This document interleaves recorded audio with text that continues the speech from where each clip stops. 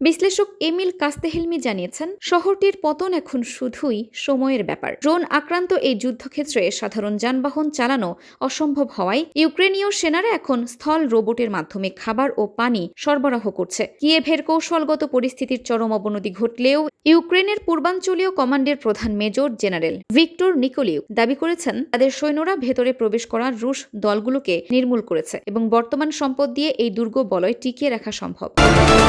রয়টার্সের বিশেষ রিপোর্ট অনুযায়ী কোস্তিয়ানতিনিভকা দখল করা গেলে তা রুশ বাহিনীকে স্লোভিয়ানস্ক ও ক্রামাতোরস্ক শহরের দিকে অগ্রসর হওয়ার এক বিশাল ঘাঁটি তৈরি করে দেবে। তবে এই ফ্রন্ট লাইনের যুদ্ধের সমান্তরালে ইউক্রেনীয় ড্রোন বহর রাশিয়ার অভ্যন্তরে পুতিনের যুদ্ধযন্ত্রকে বড় ধাক্কা দিয়েছে। ক্রিমিয়া থেকে রাশিয়ার মূল সরবরাহ পথে ইউক্রেনীয় দূরপাল্লার নিখুঁত হামলার কারণে অধিকৃত কৃষ্ণ সাগর উপদ্বীপে তীব্র অর্থনৈতিক সংকট দেখা দিয়েছে। পরিস্থিতি নিয়ন্ত্রণে আনতে সেখানে ক্রেমলিন নিযুক্ত কর্তৃপক্ষ জরুরি অবস্থা জারি করতে বাধ্য হয়েছে এবং ব্যক্তি ও ব্যবসা প্রতিষ্ঠানের কাছে সব ধরনের জ্বালানি বিক্রি সম্পূর্ণ বন্ধ করে দিয়েছে।